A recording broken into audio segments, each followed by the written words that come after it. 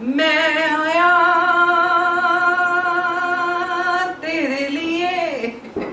नमस्कार दोस्तों, स्वागत है आपका आपके अपने चैनल हंग्री स्पिरिट्स में। हंग्री स्पिरिट्स देख रहे सारे दर्शकों का मैं अंजू शर्मा दिल से स्वागत करती हूँ।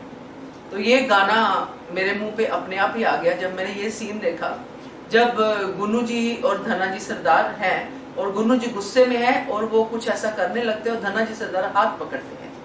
तो जैसे ही हाथ पकड़ा वैसे ही मुझे आया कि ये तो वही है कि मैं आया तेरे लिए गुन्नू बेटा, और साथ में लाया बारूद ढेर सारा, फिर से बारूद लेके आया।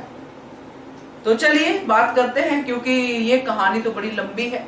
धना जी और गुन्नू जी की इस कहानी में चीजें वही होती हैं मगर सिचुएशंस अलग होती हैं।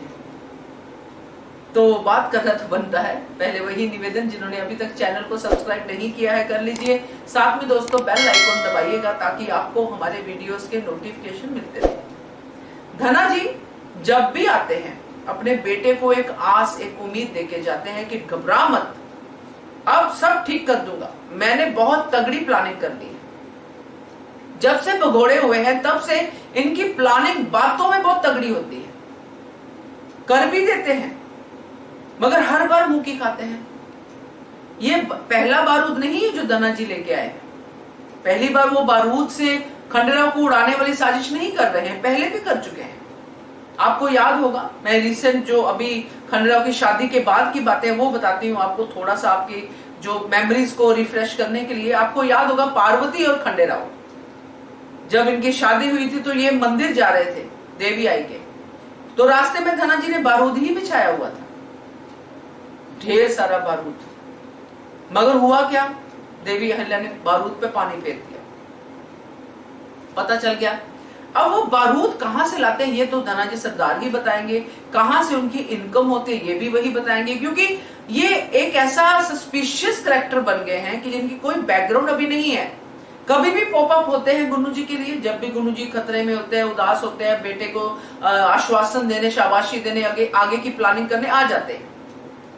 एक भगोड़ा व्यक्ति जो अभी तक नहीं पकड़ा गया है, किसी भी राज्य में हो, किसी भी गांव में हो, कभी तो उसकी इंफॉर्मेशन आती है, मगर ऐसा नहीं है। चलो हम इसको ऐसे लेते हैं, चलिए आते हैं धना जी।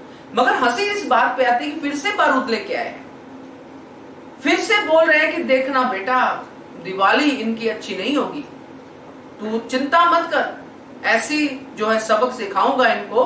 और फिर हम देखते हैं कमिंग अप में कि फिर से वो बारूद का ढेर वो बना रहे हैं, दबा रहे हैं, बारूद से उड़ाने की प्लानिंग कर रहे हैं। तो ये जो है मुझे लगता है थकते ही नहीं है, कुछ अलग क्यों नहीं सोचते हैं।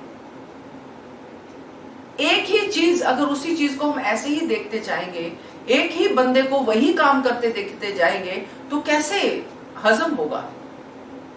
तो फिर यही कॉमेडी ही लगेगा, ये सब कॉमेडी लगता है। हाँ हाँ मैं कर दूंगा, तू चिंता मत कर, ये ऐसा ही लगता है।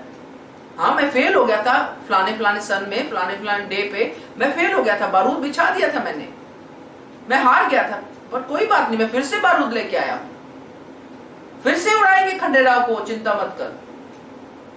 तो ये जो है ये सिर्फ हंसी देता है मुझे और कुछ नहीं, क्योंकि अगर सेम प्लानिंग बार बार फेल होती जाएगी तो डाउट होता है ये सिर्फ खेलने के लिए खेल रहे हैं बारूद बारूद या क्या कर रहे हैं, और कहां से लाते हैं ये बड़ा सवाल है।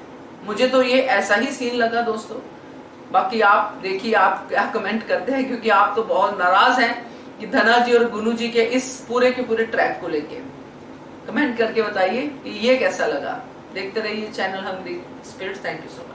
Subscribe to our channel by clicking the subscribe button. Click the bell button and enjoy the latest uploads from our channel.